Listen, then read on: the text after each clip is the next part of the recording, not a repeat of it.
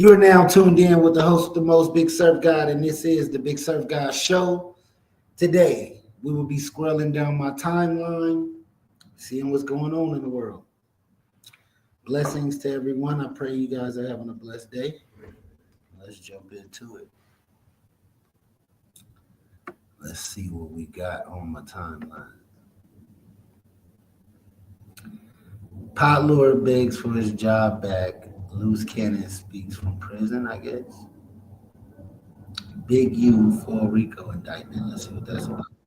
Apprehended. Him and a bunch of other people have been arrested on federal RICO charges, right? I'm sure y'all are familiar with the situation. In this video, we're gonna go over the actual complaint, the indictment itself. I do have the full 107-page document. We're gonna run through it. If y'all been with the channel for a little while, y'all know that I do this pretty much every time a big indictment like this drops. This is a long one, but it's probably not the longest one that I've ever read on here. But y'all know this video is for the people that don't want to go read it themselves. So with that said, let's go ahead and jump into the document because it is going to take us a minute to get through. So right here, we've got the cover page. We can see the United States of America versus Eugene Henley, Sylvester Robinson, Mark Martin, Tremaine Ashley Williams, Armani Aflehi, Frederick Blayton Jr., and Tiffany Shenrika Hines. It says, I, the complaint in this case, state the following is true to the best of my knowledge and belief in and around the years of 2010 through the present in the county of Los Angeles in the Central District of California. The defendant violated Code Section 18 USC. It says offense description, RICO conspiracy, interference with commerce by robbery, transportation of an individual in interstate commerce with the intent that that individual engage in prostitution, bank fraud,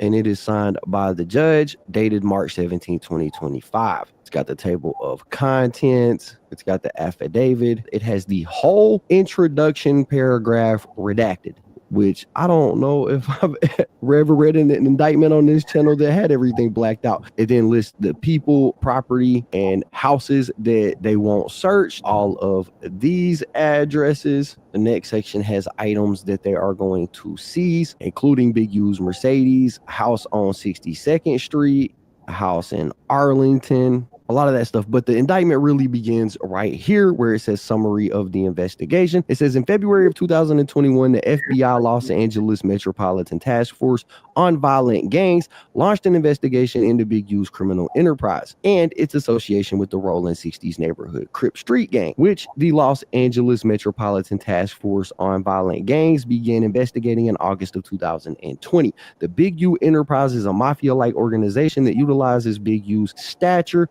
and long-standing association with the Rolling 60s and other street gangs to intimidate businesses and individuals in Los Angeles. The Big U enterprise is led by Henley, Big U. Big U is a self-admitted member and original gangster or OG of the Rolling 60s, which is a violent criminal street gang with associated sets in several other states. Big U is widely regarded as the leader within the Rolling 60s. In the 1980s, Big U rose to a prominent position in the Los Angeles drug and Rolling 60s hierarchies. During this time, Big U also earned a reputation as an enforcer for the Rolling 60s. Some members of the Big U enterprise are also members of the Rolling 60s. Henley is able to lead the Big U enterprise because of his standing as the face of the Rolling 60s for decades and his reputation for violence, including murder. At times, the Big U enterprise partners with members and associates of the Rolling 60s and other criminal elements for mutual benefit, but the Big U enterprise is a district and independent criminal enterprise engaged in criminal activity. So they're separating the two. They're saying the Rolling 60s is involved and it is headed by Big U,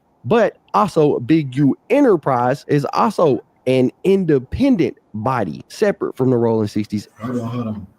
So they just jumping everybody in this.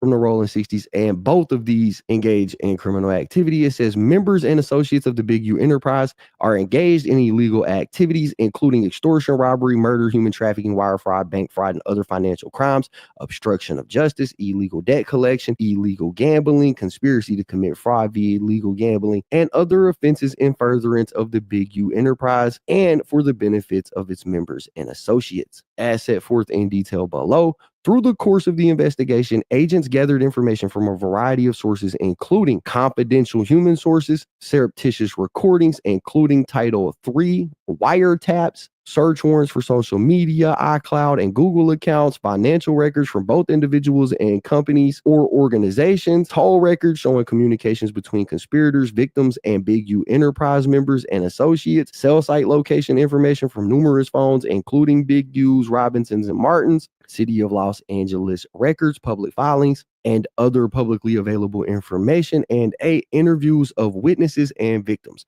The investigation employed various additional investigative techniques, including surveillance, vehicle tracking, poll cameras, recording devices, interaction with confidential sources, and information gleaned through undercover purchases of arms and narcotics. The United States District Court for the Central District of California authorized multiple Title III wire and electronic interception orders for telephones being used by certain subjects of the investigation, including Big U, Robinson, and Martin, and Zahir Mitchell, aka Brick Baby. It says the court also authorized the interception of audiovisual nonverbal conduct via closed circuit television or CCTV through the installation of video and audio bugs in a location. Since the inception of this investigation, the FBI, Internal Revenue Service, Criminal Investigations Unit, the United States Attorney's Office for the Central District of California, North Las Vegas Police Department, and the Los Angeles Police Department, and other local agencies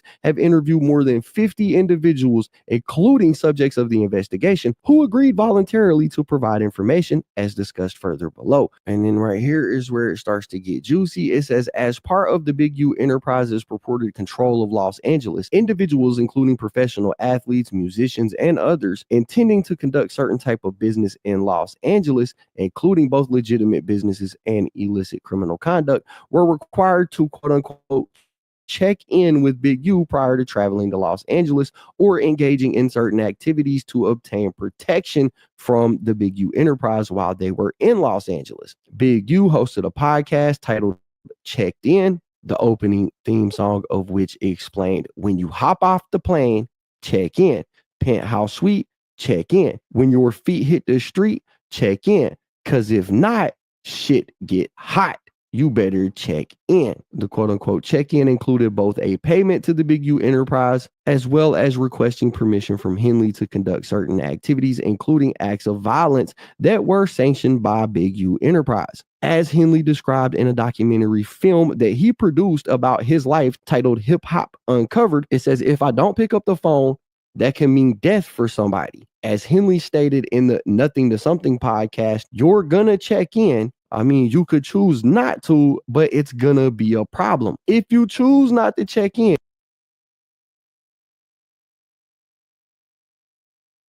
So y'all gotta choose your words wisely when you on this YouTube channel, when you talking on these podcasts. They're taking everything you say and using it against you in a court of law.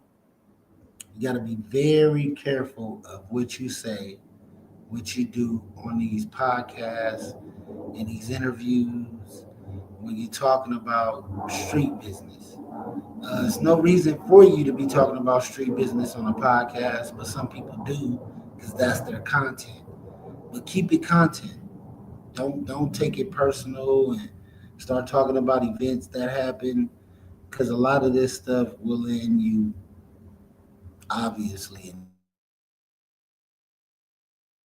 Not to check in, you suffer the consequences. You feel like you got something bigger than what's there, and that not checking in is basically an act of war. It ain't not one human being who's not gonna check in. While members and associates of the Big U Enterprise used Big U and the Big U Enterprise's history and reputation to control Los Angeles through violence, fear, and intimidation, Big U simultaneously attempted to create an air of legitimacy for the Big U Enterprise by promoting himself as a reformed gang member focused on bettering his community through purported nonprofit organizations that he founded, such as Developing Options, and by soliciting donations from celebrities and grants from governments and foundations to these charitable organizations. In actuality, Big U and other members and associates of the Big U Enterprise use these.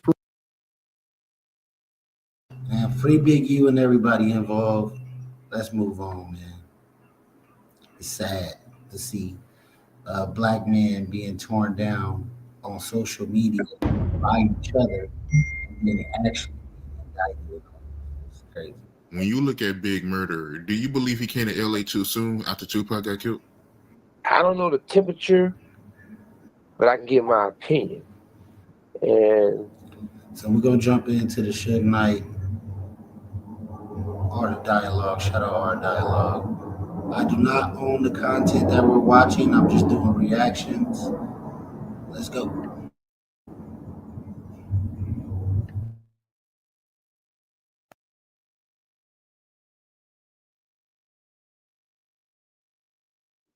the reason why I say I don't know the temperature because I was already in the county jail. But from what I hear from different people talking, people talking, people talk in prison, people talk on the streets, people run their mouth. And if it's true, I can't say if it was too soon for him to come to LA or they came to LA because they wanted to. I was told that he wasn't ready to come to LA. I was told that Puffy pretty much made him come to LA. And that puzzles me because a rumor has it that all the different involvement of all the different rival shit was involved in it. And I'm not saying that's to be true because I never personally thought that Biggie was involved when we got shot and when Pac lost his life. I know Lil C's, it wasn't Lil C's, it was a motherfucker that said they was Lil C's. And I can't see through the phone, so I don't know if he was the little short dude or a tall dude acting like Lil C's. But he called Death Row. He put him on, I told him to send the call through and I talked to him. And he told me that Biggie didn't have any involvement with the Vegas shit. I took that as face value. So I had a lot of respect for Biggie to have Lil C's called in. Like I said, I'm not saying that was him and not him, but it sounded like him to me, but who am I? I ain't never talked to that little dude really. But at the same time, I don't believe in speculating. I don't believe in guessing. I just know factual stuff. I know that when I take Tupac to New York, shit, I'm with him 24/7 and we move around like we both move around. I know if they thought it was the East Coast, West Coast feud or rivalry, whatever, if I was the CEO, a bad boy, and if I was Puffy, I would be kicking myself in the ass every day because on my watch, I love Tupac. Tupac meant the world to me. Tupac made Death Row to the next level. I started Death Row Records. When Tupac came and got on Death Row, and we did All Eyes on Me, we turned the name to Untouchable Death Row. And I be damned, there's something going on.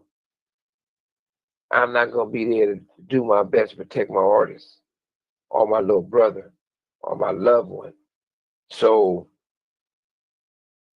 when it happened at the MGM,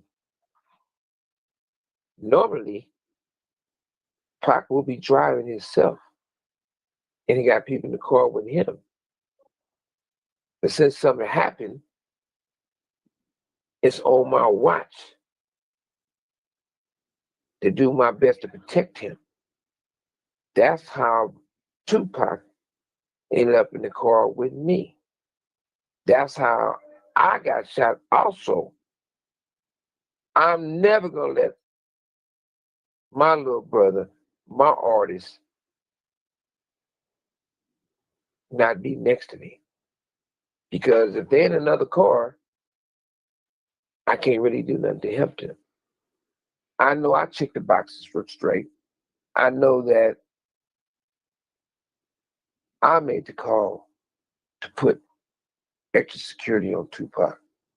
I know I gave the order and paid for every person that's doing security, retired police officer, off-duty police officer, to have a firearm to make sure they're there to protect Tupac.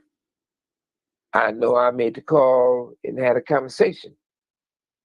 If you're doing security, if you're retired police, or if you're still a cop, you're going to have your firearm on you.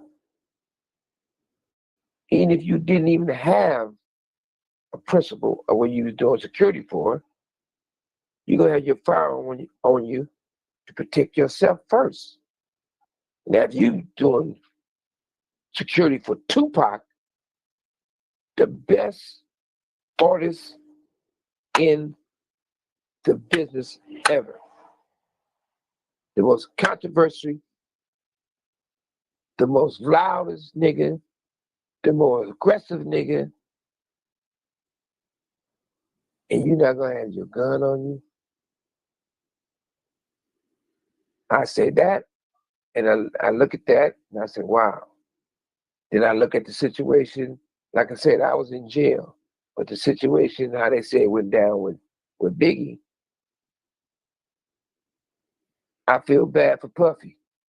He in that motherfucker cell, cold, hungry as a motherfucker, bored, probably nervous. But at the same time, unless he was totally against Biggie, I feel his pain. And I'm not saying he against Biggie, but I think that according to the conversations and what people say, what people tell me, I was not there. I couldn't see what happened, but for the fact that I feel bad for Puffy because this your man right there. How is he shot and you not shot? This your man right there. He should be, I can't say I wasn't there, but if he wasn't in that car with Biggie, he should have been in that car with Biggie.